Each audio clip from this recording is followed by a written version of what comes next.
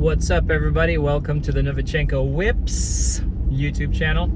This is Ilya here with you again. It's another exciting day, and you probably already know why because of the thumbnail from this video, but we're getting another project car. You know, it only took me like 2 months to get over the last project that was a little difficult and maybe not completely disheartening.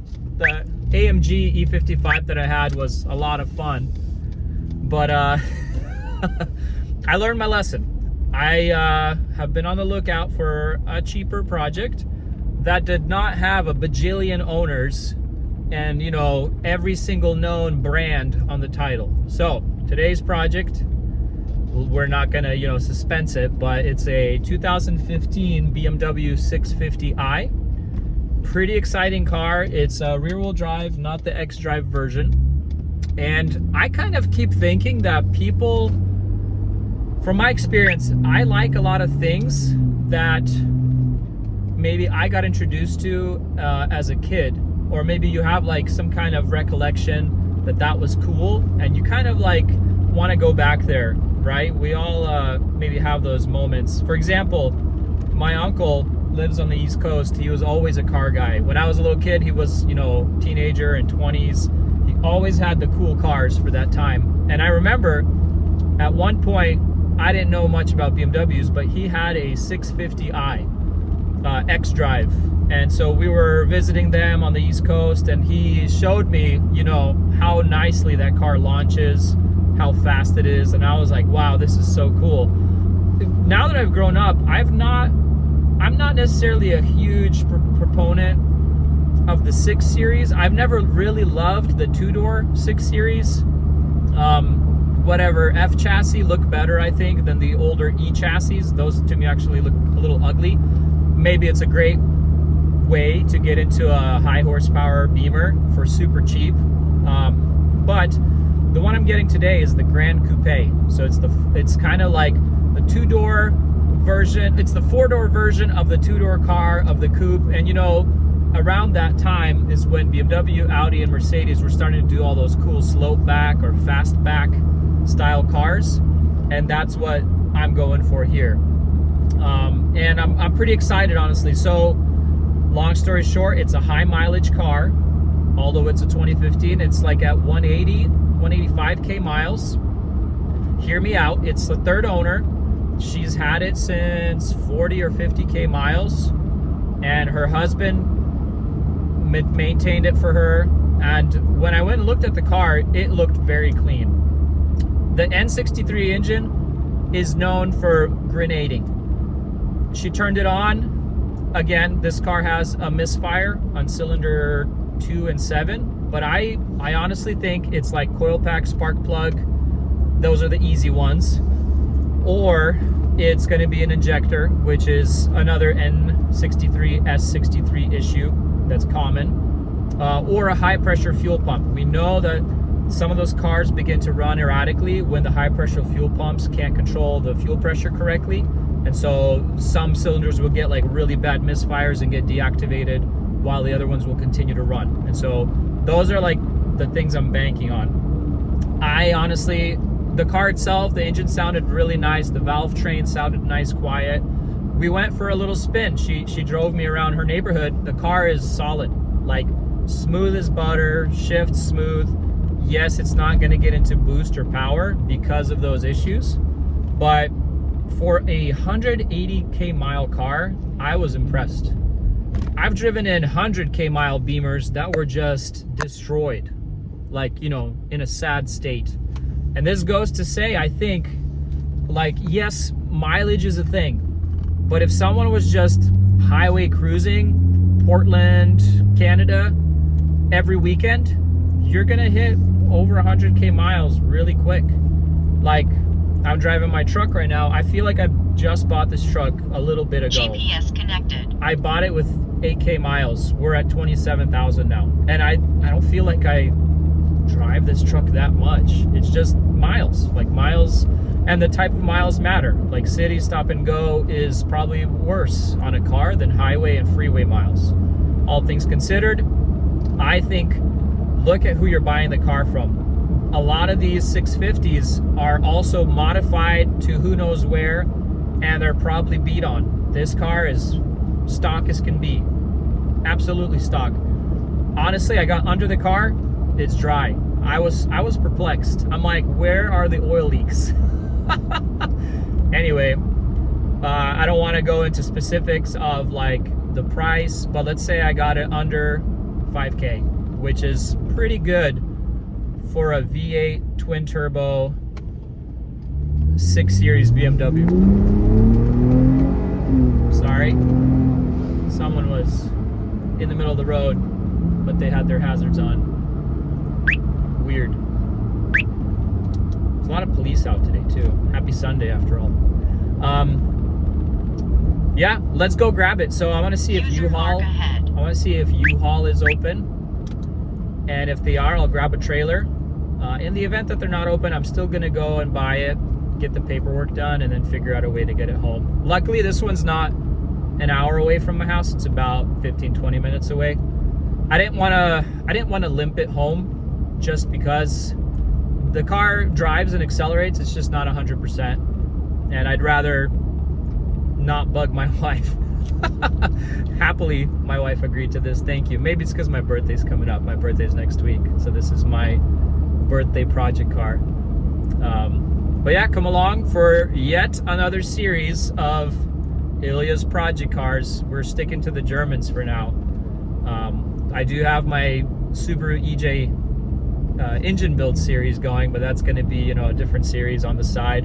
I was a bit motivated to buy a Subaru for that engine, but I think I have a friend interested in buying it for me when I finish it. So now I've opened my prism of view into other projects, and this thing popped up on Craigslist. Another key point, I've not looked at Craigslist in a long time. I'm usually like a Facebook marketplace guy, but I feel like all the young people or semi-youngish people are on Facebook, and that's where you get all this competition and kind of wild prices for not the greatest cars, if you know what I mean, like E30s, E36s, trashed, but I want 10K. I don't know, man. And so I saw this car pop up in a town near me. It was actually near my work, and so one day I just reached out and I said I'd like to come look at it. I ran the diagnosis on the Autel scanner. There's not many codes other than just misfire, cylinder 2, cylinder 7. The ECU is smart enough to shut them down most likely and just not try to give you fuel in there and ignition. And so yeah, the engine, you know, as driving you feel a small vibration, but that's because not all cylinders are firing. But the car is very clean inside and out. I'm excited. We're gonna fix it. That's the first and foremost goal. Maybe we'll drive it for a bit and then modify it. We'll think of sensible mods. Again, got to be considerate of these N63 engines. They're a little bit weaker than the S63 in a sense. It's the same block. They use the same 4.4 liter V8 block. The exhaust manifolds, the turbos are different. You know, the valve train's different in the S63. There's also the TU aspect, which is the updated version, which this is N63 TU. All in all, what I know about these Beamers is they run hot. You want to keep them cooled properly. You want to keep them oiled properly, and just be up to date on maintenance. And so this will most likely be a maintenance overhaul. Thank you for tuning in. I'm excited. Hope you are too. Hope it's as easy as I always picture and imagine, right? That's the fun part, when projects turn out as you would wish. Check out this road. It's just begging for you to rip it. Like, this is a beautiful drag strip. I think my cousin topped out like 160 on this road. So smooth, and then you have a nice uphill over there. I'm sure the bikers have a lot of fun here. Love it. If I lived here, this would be my testing grounds. What do you guys think? You approve? Uncle Alex, I think he approves. Uncle Alex is a paint expert. He instantly told me where it's been painted, possibly. You know, I wasn't looking at that. I'm like, it looks good. Yeah. It's painted. I've never seen this car before, I swear. There's no incidents whatsoever on the Carfax. It's completely clean. Yeah. So Carfax does a pretty good job of reporting anything that's ever been reported. Well taken care of. Looks like you can tell a car by the owner how well it's been taken care of, and just look at the floor mat. What do you guys think?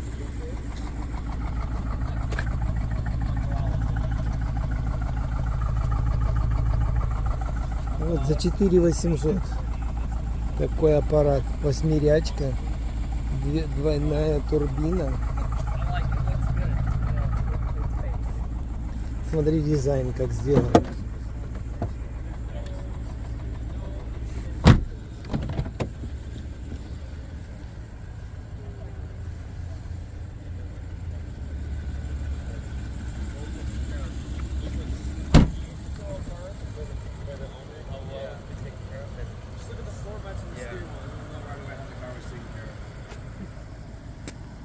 No, I love the car.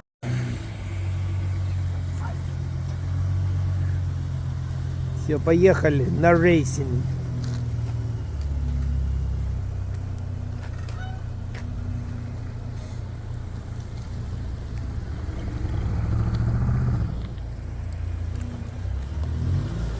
Илюшка отхватил себе аппарат.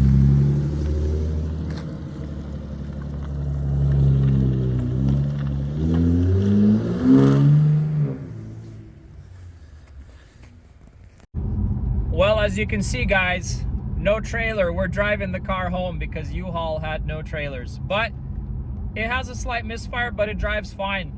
You know, I'm not gonna rip on it, but there's a small, slight vibration on throttle, especially if you're in a lower, like, RPM.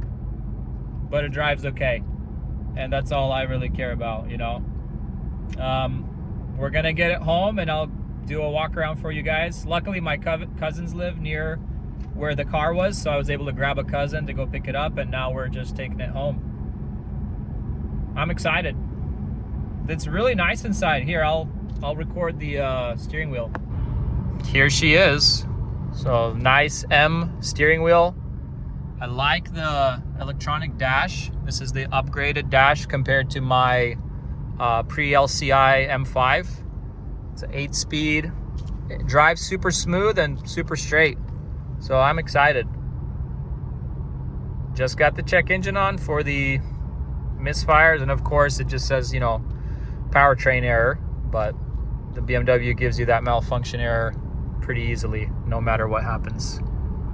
So even in my last 5 minutes of driving it, I'm cruising on the freeway now, easily going 60.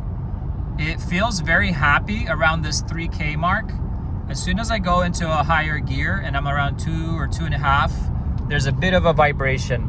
And I think it's just the misfires possibly increase at the lower RPM. And as I also know it, sometimes there's different loads. Like we could be at a much lighter load right now in a slightly higher RPM range.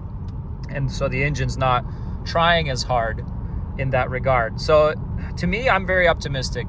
I think this should be a easy fix. But I'm really enjoying the interior of this car. It's definitely different than the 5 Series. It feels more compact, but more snug. Like everything here is pointed towards me. I really like that. Here she is in the garage at the house. By the time I came home, I don't know, 15, 20 minute drive, I parked it. I saw a little bit of steam out the front. Could be a radiator, right? All of that can be and will be inspected. I see a little bit of residue from coolant, but again, all that stuff needs to be gone over. The engine bay is pretty clean, and I did formerly, when I was inspecting it, pull off this cover, and honestly, mostly everything under here is super nice and dry. Yes, a lot of the PCV hoses may and most likely will need to be replaced, but that's not crazy difficult. I see a couple small stains from coolant, but someone's replaced these problematic lines already in the past, so we're just going to revise all that. Welcome home, 650i. Small service announcement for the Beamers to get them into this vertical hood position.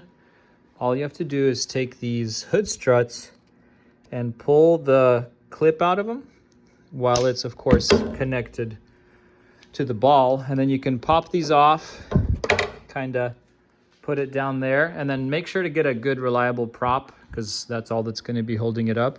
But now look at this, I can come back here and I can reach everything I need in here, because otherwise the hood is at like a 45 almost and you can't reach anything. Super nice to know that. I just wanted to say thank you guys for tuning in. If you're excited about more 650i content, subscribe, because there's going to be pretty much a series coming after this about the whole overhaul of the maintenance and probably other items on this engine, N63TU. I know the internet likes to bash on this engine, and probably for a good reason. We're gonna do everything, right? We're gonna flush the coolant, we're gonna change the oil, we're gonna inspect the oil, we're gonna inspect the oil filter for any shavings with those rod bearings that are very known to be problematic.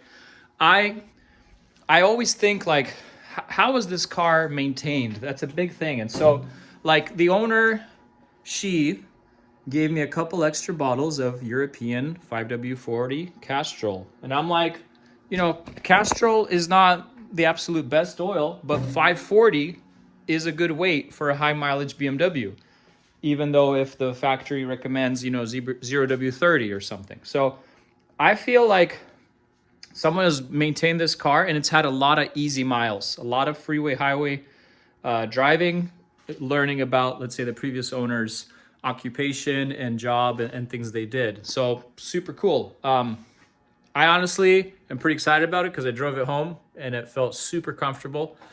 It's softer than the M5. It feels different in the cockpit. The steering is lighter, so it's more of a cruiser, you know, probably more daily friendly, whereas the M5 is performance oriented. This one is still gonna sound great. It's gonna pull great with the torque and the horsepower, and we're gonna learn a lot. I usually buy a project car because I wanna learn. I wanna experience something new, and hopefully, you know, give a car a second life. So thanks for tuning in. We're gonna kick off next episode with spark plugs, coil packs, oil change, the works. Take care. Thanks.